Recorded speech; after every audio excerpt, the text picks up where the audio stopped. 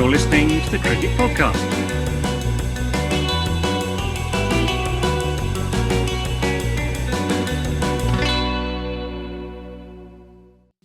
Welcome back to the Cricket Podcast, where we are going to be previewing the second test at Lord's between England and India. A reminder that you can find us on Twitter and Instagram at the Cricket Pod. Join us for lots of hijinks and sarcastic jokes that get us in trouble with our Indian listeners on Twitter. It'll just be live in person. The Indian fans around us are going to absolutely hate us. And you can find us on YouTube or Spotify or iTunes or wherever. Give us a like, give us a comment, say hello to us if you want to, and don't if you don't. And we're sponsored by Woodstock Cricket. TCP 25 for 25% off all your Woodstock goods. Roths, the preview of this test. You have some thoughts. Let's start with the turnaround time, right? So fortunately, it's been a bit of a truncated game, so because of the rain. So that's good from selection point of view and fitness point of view. But actually, because the match starts on Thursday, Lord's has been taking spin more readily than typically it would. Normally, it's kind of a bit of a seamless paradise. So actually, it's a couple of selections add to the guessing game, how enjoyable it will be. So let's start with England. So you covered quite well with Dan yesterday around the value of Dom Sibley being in the side. And I think reading through all the stuff that I've seen on Twitter today and in the media and all that kind of stuff around Dom Sibley, is that all that anger is misplaced. Because I'm definitely on board with what you talked about around England trying to extend the percentage of a draw for England. And actually, when he gets in and when he actually plays those balls, it benefits some of the other batsmen. Could buy into that. I think the solution is we need a Dom Sibley fan club. Oh, we need to we need to turn him into a cult figure. And I've got a couple of name suggestions. We could be called Max. Go on. Yeah, I was going to say, if you want sort of merchandise for the Dom Sibley fan club, I think your first port of call has got to be fridge magnets, hasn't it? See, straight in with the merch. I think we could be called the Dom Balls instead of Dot Balls, or the Sibley. Or the Wombles. Well, that doesn't make any sense, though, does it? Yeah, or the Siblets. So that's what I was kind of thinking. Yeah, the Siblets. Yeah, I think Siblets is better. Siblets sounds a bit like a kind of soul Giblets. We are the Siblets. We are the Siblets. Yeah. So I think we'll put that out on a barbershop trio. The Siblets. Yeah. I think we Dom, put that out. Actually, that would work quite well because Dom, that's quite a good bass note. Dom. There we go. Look, yeah. That's it. Good thinking, Ross. So this is what I think. I think the agenda is too much on Dom Sibley. I think we leave him and Rory Burns alone. Let them just bat. We have to replace that Crawley. And Stan Weasler highlighted that Michael Vaughan is actually part of the same agency as Zach. Unsurprisingly, Michael Vaughan will do anything to turn a buck, apparently. We've got that on some pretty good authority. Could well have a hidden agenda there. But surely Haseeb Hameed returns. I mean, he's been on quite a journey since he broke his thumb, which curtailed a promising career, went pretty much down and out of the county circuit because of crisis of confidence or whatever it was. And now he's back and is apparently looking better than ever. Max, surely we'll see him at number 3. Because no chance. No, I absolutely think we should see him at number 3, and I don't think we will. I can't see them doing that sort of trigger pulling after one test, which we didn't even lose. That's the thing. I think it's going to take like an actual bad defeat. He averages 11 to force the hand. I know. He averages 11. Let's be honest. Since his big score, but it was probably going to be a 6-wicket defeat, which is quite a bad defeat at home. But it wasn't, was it? So they can use that as an excuse. Well, look, when Zach Crawley plays, we have a 100% record of getting very fortuitous rain on the 5th day to help us salvage a draw. Is that the argument? I don't know. I can't see it. I think they will keep him, but because all the noise seems to be that England don't drop a player after one test of a series anymore. I'm not sure why all the noise is that, particularly when it's not like he's just come into the team, played badly, and then they've been dropped. I can understand that if you only play them for one game in isolation, then maybe you say benefit of the doubt. Let's give them another couple of goes. Yeah. Not if they've been bad for like an entire calendar year. There's a reasonable body of evidence stacking up now, isn't there? There is a reasonable body of evidence. Fool me once, shame on you. Fool me 10 times, definitely shame on the ECB. But like we've said a couple of times, it makes them all look bad if they drop him as well. It's a bit of a no-win situation from them because they've invested so much this time in a guy who now averages. Fallacy rears its ugly head again. Yeah. This is exactly it. He's played 26 innings. He hasn't even got 1,000 runs. He's got 737 runs at an average of 28.3. By rights, it should be at least a year out of the team at this point. It's not like drop him and bring him back, but they can't admit really, I think, to making a mistake for this long for no gain. So the attractive option is to kind of gamble again and be like, well, let's spin the wheel of Zach Crawley, and if he gets 100, they can be like, look, we knew all along he was a really good player. Until you're completely bankrupt, you've left all your money in Vegas and you're scrabbling around for part-time work as a cleaner to make up for your debts. Yeah, we're not in Vegas anymore. We're in Reno. That's where we are. There's nowhere we're in that bit. Kicked out of Macau. So I imagine they'll pick him. I mean, I'd like to see. I mean, I can't see how Hamid could be worse. I went through some other options on the show with Dan in county cricket, and including Josh Bohannon and Tom Abel, Alex Davis at Lancashire, Jake Libby. All of whom bat in the top 3 quite regularly for their counties, average a lot more than Crawley. Some of them, have got averages over 40, and some of them in the last couple of years, pretty much all of those 4 players, like I think back to 2019, have been averaging 60 plus from the championship. That, for reference, for people who don't follow the championship, that's 2 Zach Crawleys. If you average 60. So you'd think maybe they'll try that. I mean, I think I don't think they will though. Do you know what could happen? Moeen Ali could be selected and be told to bat at 3. I don't think he can come into the team, can he? Because isn't there like a? No, so Chris Silverwood has said that he could be added to the squad for the second Test match, and they are currently considering that. So, and he's just blitzed Welsh fire all over the ground. Anyway, let's talk about that. So, I think 3 openers in England isn't a bad thing. Hamid is an opener typically. I think it's not a bad thing. Yeah. Just on the Sibley point as well, I was doing some research today about what happens when an opener bats for 100 balls, and it makes quite a substantial difference from what I can see so far in terms of the average score that a team achieves when one of the openers does bat 100 balls and when they don't. Obviously, the opener batting 100 balls it's going to add runs because they're there for 100 balls, but they're going to score 35, 40. So it's not like wild, but it's a very observable trend. It's either a very good indicator that a team can bat, or it's a causal thing that suggests a team can bat, or more likely both. Someone batting 100 balls helps other batters, and also it's an indicator that person can bat, which Crawley can. Well, and as Dan said, what you can do, Jack, 87 balls per dismissal.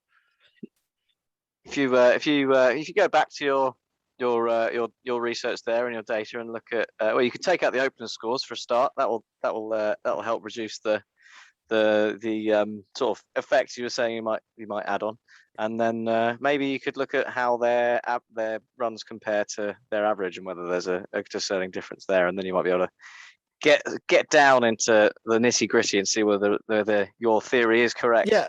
Well, I mean, I don't think I think it obviously is. It's just to what extent, and the answer is probably quite an extent. Anyway, Ross, next topic. Spinners. So as I said, Lords is taking a spin quite nicely this season. Please, please, please do not pick Don Bess. I think we can all get behind. Oh, he's still in the squad, isn't he? He is still in the squad. I think Jack Leach. Maybe he could bat three. It's going to be between Jack Leach and Moeen Ali, if Moeen Ali is added into the squad. But we got to think about this lineup, because actually with Stokes being out, it really means the whole squad kind of has to change to accommodate a spinner, which is the issue. So you have to get rid of probably your number 5 or your number 6, and push Butler up to number 6, and then you extend your tail a little bit, and that's kind of what would have to happen. I'm not sure England. I think they should pick Jack Leach. I think he's definitely our best spinner. Most of India's batting lineup is predominantly right-handed, so that works for him being the left-arm bowler. So the matchups are in that favour, even though India's batsmen are good against spin. But I just don't think in that first Test match we had that control, like that control that a spinner brings you. Like Sam Curran was in there for his batting, and thank God he was. He hit 60-odd runs or whatever it was, 50 runs. But we carried Stuart Broad, and I'm not sure we can carry Broad and another bowler like Curran without standing a chance of winning the game. I think we need to have that attacking threat. They won't drop Anderson, won't drop Robinson, so it's then between those two. Yeah, I mean, it sort of is. I mean, I get your point. I think Rush, you're probably right. If they want to pick a spinner, that the way to do that is to have a lot of seam bowlers that can bat, or basically to pick Moeen Ali. I think at the moment, Moeen Ali probably looks like a better option to them, because he's a proven quantity in terms of his batting at Test level, at least. You never averaging really 15 or what he's averaged for England for the last 2 years. Yeah, I mean he has, but he's played in some weird tests, and I don't think he's been managed particularly well. He's got like multiple hundreds and an average well into the 30s. So I don't think there's any question marks about whether he can bat versus some of the others anyway. So I think if they do bring a spinner in, that's probably how they'll do it. I'd be quite interested though in I don't think they can do this till Wokes comes back, but Butler at 6, Wokes at 7, Curran at 8, Robinson at 9, Anderson, Leach. I think that quite a good England team if you don't have Ben Stokes. I think Wokes, what is actually the difference between playing Wokes and Dan Lawrence or Ollie Pope or Crawley as a batter? If you were just playing as a batter here. Yeah, well, but that was my thing around Sam Curran. I didn't think Sam Curran was particularly good with the ball, was quite ineffective at Trent Bridge, but actually he offers more with the bat, right? There is a bit now where you can start saying, is Sam Curran actually going to turn into that batting all-rounder who bowls a few overs? No, because he's not that good at batting. Chris Wokes averages 27.5 with the bat, so that is Zach Crawley in it. Yeah, it is. Better than Zach Crawley. It's one run. Number 3, get him in. Number 3. Same number of hundreds. So there's big selection questions in for them, and I genuinely have no idea what they're going to do. I do think they need to have a bit of a change. It was a little bit one-dimensional. I could kind of see them dropping Stuart Broad, bringing in someone like Mark Wood if they wanted to stick with the kind of the same thing. And then that pisses Stuart Broad off. He bowls well for the next 3 Test matches when he comes back. That's good, man. Kind of rinse and repeat. But yeah, it's a difficult one for England. But I do think we need to fit in a spinner ahead of Lords. Any more for England, or should I move on to India? No. Do what you think their 11 will be.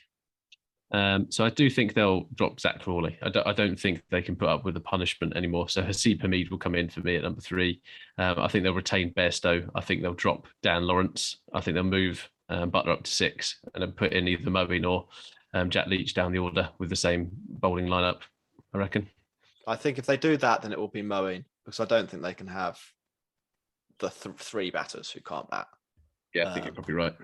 I mean, there'll be Yorker fodder for Bumrah, won't they? Yeah, quite possibly. But yeah, it's a really, really difficult one. But it comes back to, again, they just don't have the class in that team. But I just don't think they go with the 4 seamers again for this. And yeah, I think they needed something a little bit different. And yeah, I mean, Jack, I know you're not convinced about Mark Wood bowling in England, but Wokes is still injured, so I'm not sure. Yeah, I mean, Wokes is the big miss, I think, isn't he?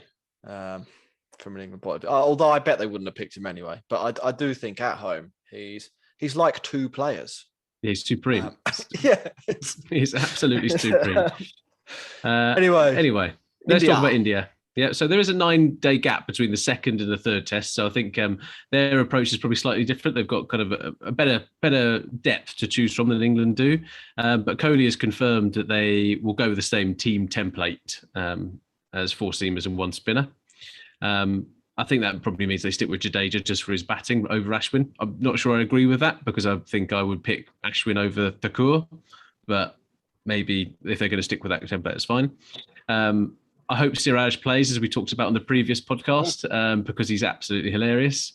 Almost like cartoonish of being like a little mouse and being really angry at something, like almost Scrappy Doo if you used to watch Scooby Doo cartoons.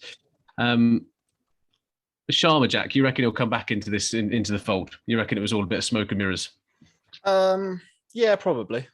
I mean, unless someone can actually say what his injury was, the only person who could point me towards anything that it might be was that he hurt his hand against New Zealand in the World Test Championship final.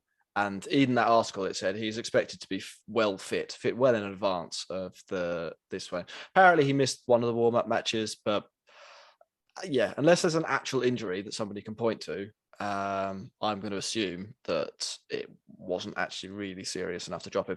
I think, genuinely what I think happened was that they picked Siraj because they didn't want to risk Sharma's fitness or waste Sharma's overs really in a game that they thought was going to be rained off more severely than it was. And I think as well, Sharma will probably suit Lords. I haven't got his stats up. I'm sure there's the breakdown. I know he's been to England a few times, but you'd think that he's the sort of bowler that will utilise the Lord's slope quite well. Maybe a little bit more of a seam bowler than a swing bowler, and they tend to do quite well at Lords. Good at hitting a line length. So I would definitely have him in for Siraj if I was there. If I was the Indian selector, and similarly, I'd probably have Ashwin instead of Thakur. I know Thakur picked up some wickets, but if we run through those wickets, Root missed a leg stump half volley. If that had been bowled in the 100, it would have been hit 47 rows back. It was really, really average delivery. And then Dan Lawrence missed a ball that didn't do anything, just went straight on, hit middle stump, and that's all you play at county cricket. That's all you play at county cricket. 75 mile an hour dobbers. He should have been like, I can block this. I know exactly how to play this. He missed it by a bat width. It was remarkable. He must have taken his eye off the ball, or completely misread it as an outswinger, and it didn't swing. But it was bad batting. And then Butler, he made a mockery of the whole game by leaving that, and so Thakur walks away with. Josh Butler added a third type of leave. Yeah, Thakur walks away with good match figures, and the reality is he was pretty non-threatening the whole time he bowled. I think it's good news for England. It's good news for England. It is good news for England. Having said that, England are quite bad at batting, so it's not beyond the realms of possibility that he takes 8 wickets at Lords. It will help a bowler like him. If he's going to be good anywhere, it's going to be somewhere like Lords. And if it's going to be good against anyone, it's going to be a team like England. So, stars are aligned. Yeah, this is why I think this conversation is basically why we think India are going to beat England quite comfortably over this series. Is because even when we pick a hole in the India side and we say that's a weakness, it doesn't turn out to be that much of a weakness because they're playing a bunch of, really substandard players. I did like the most runs. You talk about England's batting. Joe Root's like 700 runs ahead of second place. Yeah. He's got over 1,000 this year, and Dan Lawrence has got 350 in second place. Yeah. It's nailed on for the side then, isn't he? Dan Lawrence. Yeah. Dan Lawrence gets a duck in 25% of the innings he's played. Mm-hmm. It's good value. Good value. If he played the same number of matches as Alistair Cook, he'd end his career with about 80 ducks or something like that. That's good. Right, yeah. Anyway, so I think it'll be pretty close. Max, where do you think this was going to come down to? So we'll be sitting next to each other at Lords, which is going to be very exciting. You can bring the sausage rolls. Will do. In the old hamper. When it comes to where it's going to fall down, do you reckon England win or India? No. England are terrible at Lords, aren't they? It's a happy hunting ground for Test touring sides. England are famously awful at Lords, and we're not looking at the best England side ever. So I think it's going to be I reckon it could be a bit of a chastening time for England, especially if we end up with perhaps a slightly longer tail with the addition of a spinner. But you know what I'd like to see from India's point of view? Don't pick Ashwin, don't pick Jadeja, Axar Patel. Down the slope, fire it in, no turn, loads of right-handers. Honestly, he would clean up. Guarantee you he would clean up. And I can say that with confidence because we won't see it, so I won't have that theory proven wrong. But yeah, I have very little hope for England, and the fact that I'm going to be there only adds to that feeling. Do you know what I want to see, Max? I want to see, you remember when Matt Pryor got out and his bat fell and he smashed one of the windows at Lords? That's the kind of drama I want to see, actually, on that. I think it would make the whole spectacle of England getting absolutely trounced by India at the home of cricket a little bit more bearable. Jack, where do you think it's going to come down to? England, India? I think this is one of England's best chances of winning a match because the conditions are they're so extreme at Lords versus other English grounds. Like some English grounds between the two sides are going to be virtually neutral in terms of who they will give an advantage to. Maybe not neutral, but they will not favour England as heavily. Lords, though, really can be I mean, I know you're both saying that it's a graveyard for England. I don't think India will be looking forward to it too much, especially after the last time they played here. They lost by an innings and 159 runs. Chris Wokes scored a century. Didn't Chris Wokes take about 400 wickets as well? I know Wokes isn't here, and obviously he's the big loss. But yeah, no. So last time India were at Lords, Anderson took 5 for 20, basically before lunch on the first day. Then Chris Wokes hit a century. Bairstow got 93, so 396 for 7 declared. And then in the second innings, Anderson and Broad took 4 each. So Anderson's match figures 9 for 43 last time India were at Lords. Yes, so and that's why I think the way India play, it can work at somewhere like Trent Bridge. I think it will work quite well at the Oval. I think it will be all right at Old Trafford. I don't think you want to be feeling for the ball like KL Rahul does, for example, at Lords. And I think Ollie Robinson could be fun as well from an England point of view. That's true. Yeah, doing the Glenn McGrath, basically hitting a length and just letting the slope take it 3 inches away, over or 3 inches in, over and over again. It's unplayable, basically. There's a bunch of reasons why I think this is England's best chance. I would say that the weather forecast is looking good. This is probably 50-50, this match. And I would say most of the other matches are more like 60-40 India.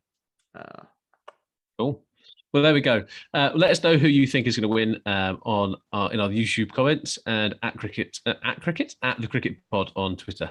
Right, that's the show. That's the show. Final reminder: the patreon.com/the Cricket Pod. Be a hero and help Howes, Max, and Ross and me. And we'll be back on what, Thursday next show? Yeah, we should actually mention when we're doing shows, shouldn't we? So we've got Thursday. We've got me and Max and our sponsor, Jono. He's going to be here talking about Woodstock. Well, apparently. So that'll be exciting.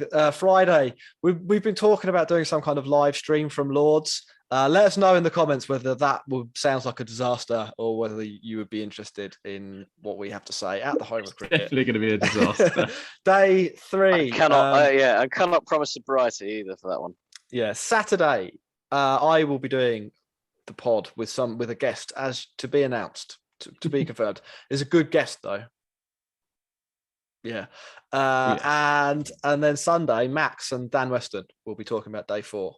So it's going to be pretty good fun, I think, the next week. Thank you very much for listening. We shouldn't need day 5, should we? That should be it. Yeah.